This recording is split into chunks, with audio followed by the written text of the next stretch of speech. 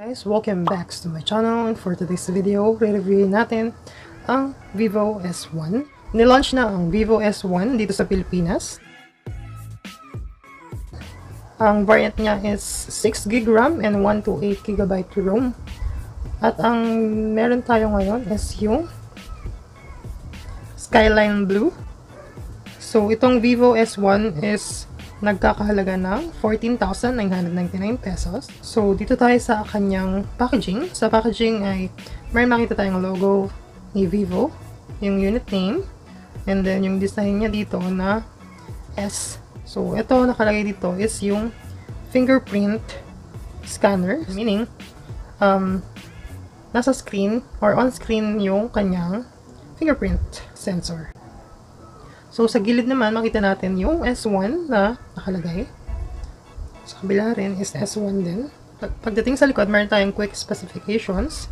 So, 32 megapixel front camera, in-display fingerprint scanning, and a AI triple camera. So, buksan na natin siya, guys. So, ganito siya, guys. So, pagbukas mo ng box ni S1, ay makita natin tong logo niya. Vivo and then letter S. So ito is yung box or yung maliit na box na naglalaman ng mga documentaries, warranty, quick guide, something, and then yung kanyang casing. So ito is free case. Yung free casing niya is jelly case at clear lang siya. So makita niyo nun ang pinaka unit. So, sa unit, meron tayong ganyan nakalagay. Something, Google Assistant. Then, fingerprint sensor nga. Ayan. So, meron tayong divider dito. Na nakalagay dito is yung pin ejector niya.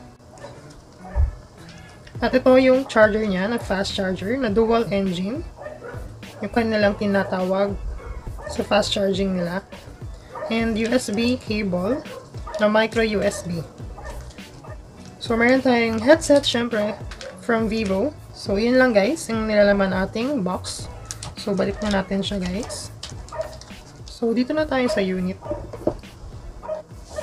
So, pag inopen mo siya, meron kang pre-installed screen protector. Pagdating naman sa gilid, or left side, nandito yung pin ejector niya, yung Google Assistant, at ito yung kanyang SIM tray.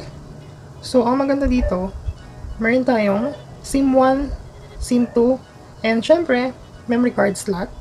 So, ito yung pinaka mas exciting kasi ang mga lumalabas na bagong unit ng mga brands is puro dual hybrid or replacement yung SIM 2 na memory card slot or swappable.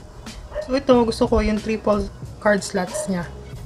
So, very good, Vivo. Dahil yun ang bet ko sa inyo. Sana ay pagpatuloy nyo lang siya.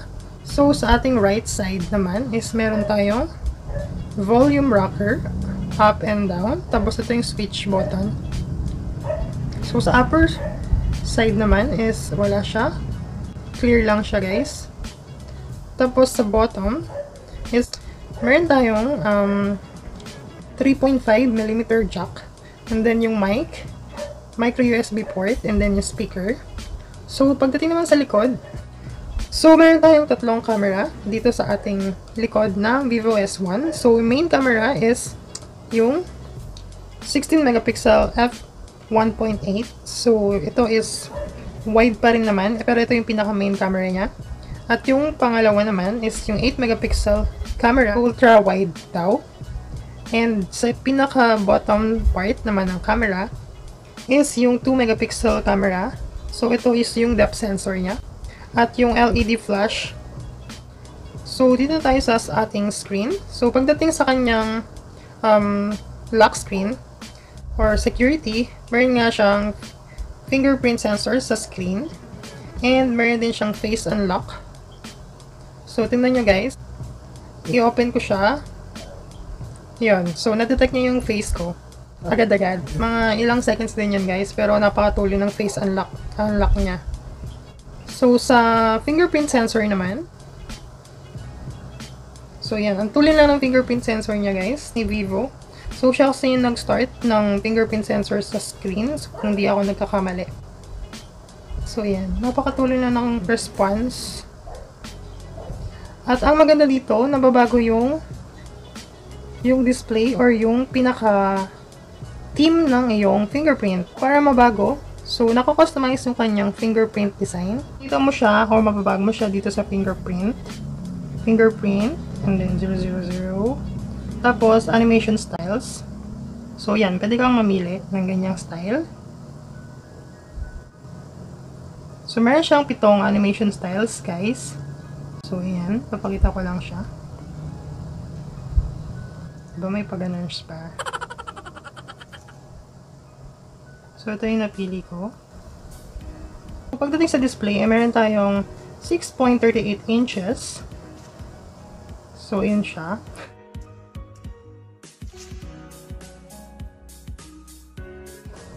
So, dahil nga, Super AMOLED siya, meron tayong always on display.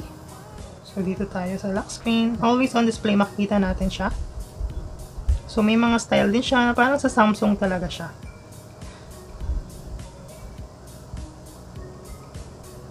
Ayan yung mga styles niya. Kung gusto mo ng more styles, mag-download ka pa. Dahil Super AMOLED siya, meron tayong dark mode. So, ito siya guys. Pwede mo rin siyang i-schedule. Dahil Super AMOLED, kailangan daw niya ng dark mode. So, yan guys, naka-dark mode na siya. Sa mga gusto yung dark mode, mga emo, yan, pwede ka na dito. So, sa memory, is meron tayong 60 GB, and then total of 128 internal memory. And expandable nga po siya ng memory card, up to 256 GB. 3G capable din siya guys. Pagdating naman sa front camera is meron tayong 32 megapixel. Ang kanyang f-stop is 2.0 and HDR din siya guys. Pwede siyang mag-record ng video 1080p 30 fps or 30 frame per seconds.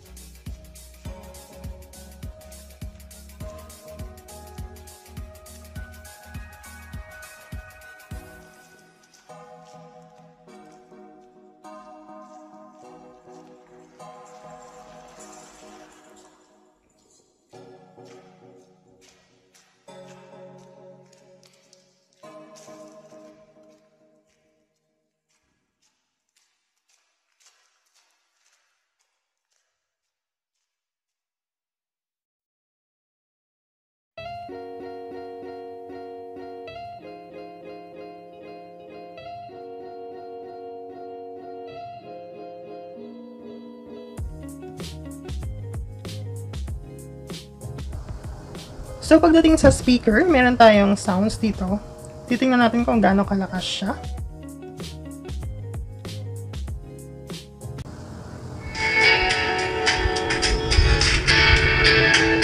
So, yan speaker niya, guys.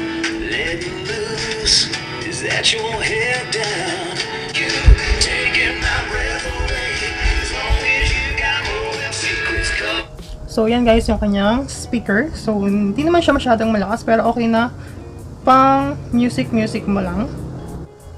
So, sa battery niya, meron po tayong 4,500 battery at fast battery charging siya with 18 watts. So, meron po kasi siyang dual engine. So, pagdating sa ating user interface, FunTouch OS na siya at Android version niya is 9.0 or out of the box, Pi na po siya.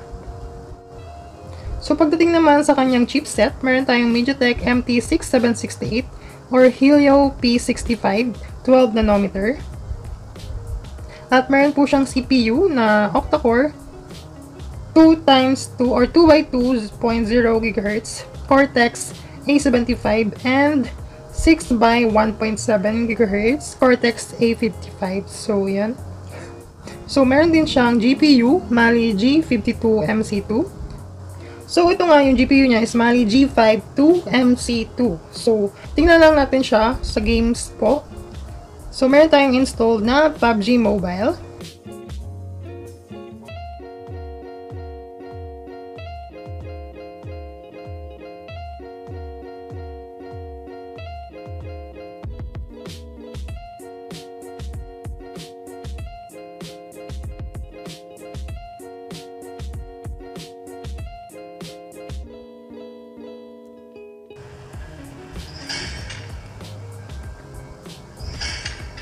So, yan. Bali, naka-open na po yung gyro sensor niya. Ayan, gyroscope always on. So, kayo na lang din ang humusga. Try natin yung training. Gusto ko kasi yung motion niya,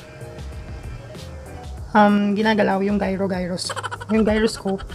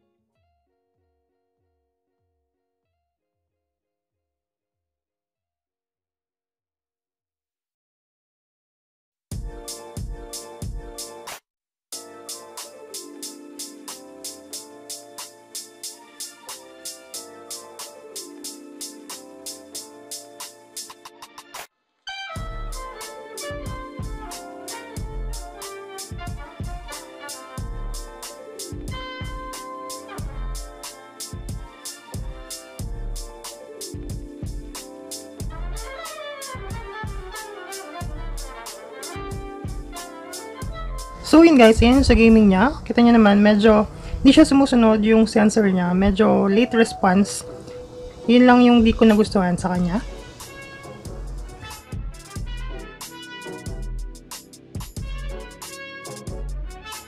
So, yan guys, ating verdict dito sa unit ni Vivo S1. So, pagdating sa display, okay na okay siya guys. Meron siyang vivid nga na pinoproject o yung screen niya kasi is Super AMOLED. So, crisp yung kanyang mga icons and then images. So, pagdating naman sa selfie camera, meron siyang 32 megapixel. So, for me, okay siya. Di naman siya masyadong pangit or hindi talaga siya pangit. Dahil kita pa rin yung iyong mga pores and kita yung details ng mukha mo. So, pagdating naman sa AI beauty, yun nga, medyo nabubura lang or na-blur out yung mga flaws mo dun sa mukha. So, all in all, para nga siyang may camera 360. Yun yung kanyang selfie features. Pero pag ni-normal mo siya o yung photo niya is normal lang, yung natural na kulay pa rin naman yung binibigay niya sa'yo at walang daya. So, pagdating naman sa back camera, is meron nga siyang wide angle, and sa wide angle na yon is meron tayong 8 megapixel camera, yung ultra wide niya. So, medyo pixelated lang pag in ultra wide siya. So, yun, medyo downside lang. Pero wala pa naman sigurong as in below 14 or 15,000 na mapakalinaw na ultra wide camera, dahil lahat ng naglabasan na brand na ultra wide camera is 8 megapixel lahat. So pagdating sa main camera, yun na 16 megapixel guys. So far, okay naman siya guys at malinaw din naman siya at crispy pa rin or crisp or vivid yung kanyang binibigay. So depth sensor naman niya or yung 2 megapixels na camera sa likod. So yun yung depth sensor niya. Medyo okay din or malinis yung pag-blur out nung background sa tao or dun sa portrait. So, yun, for me, okay yung camera niya. All in all. Sa display, okay din siya, guys. Ayun nga, sinabi ko na malinaw siya, vivid at buhay na buhay. At crisp yung kanyang mga icons. So, pagdating naman sa battery, I think hindi pa naman natin siya natutry. Pero, 4,500 is okay siya, guys. Siguro, mga 8 hours, 5 hours or 8 hours mo siya magagamit ng tuloy-tuloy. Pero, hindi pa natin siya natutry. So, baka next time or next video ko, yun, i-update natin siya, guys, para ma-monitor yung kanyang screen on time. So, pagdating naman sa speaker, yung sounds niya, okay din siya. Normal lang siya. Malinaw at hindi sabog. At sobrang todo na. So, sa fingerprint, okay din siya guys dahil mapakatulin. And din sa face unlock is matulin din yung response niya kahit malayo ka 1 meter away. And na-unlock na agad niya yung cellphone. So, pag nakapihit ka, hindi pwedeng ma-unlock yung cellphone mo. Kailangan nakadilat ka, guys. So, yun lang yung pinaka-downside niya, yung sa gyro sensor niya. Pagdating sa gaming, pag gumagamit kayo ng gyro sensor, lalo na sa PUBG or mga tawag doon, yung mga gyro sensor na ginagamitan, medyo naglalag lang siya. I mean, hindi naman siya lag. Medyo hindi lang matuloy yung response or late yung response niya. Pero sa 14,999, okay na siya guys compared dun sa ibang 17,990 na hindi maganda yung gyro sensor niya. Yun lang yung aking napansin dito. So far, all in all, sulit ba ang 14,999 mo sa Vivo S1? So for me, ako, yun, bibilin ko siya dahil sulit siya dahil sa mid-range na price niya, 14,999, at Super AMOLED na rin siya, at di siya halatang, hindi siya mukhang mumurahin, mukha siyang premium. So yun, ma-selfie din kasi akong tao, so for me, okay yung kanyang camera. Sulit din siya guys. Yun nga, sulit na sulit siya guys sa 14,999. So yun guys, for me, recommended yung phone na to, na Vivo S1. So, yun lang guys, ang sa ngayon ang ating mabibigay na review dito sa Vivo S1. So, kung nagustuhan nyo ang video na to, please like, share. And kung di pa kayo napag-subscribe sa aking channel, please click the subscribe button and the notification bell para lagi kayo updated sa aking uploads. So, thank you for watching guys. Bye-bye!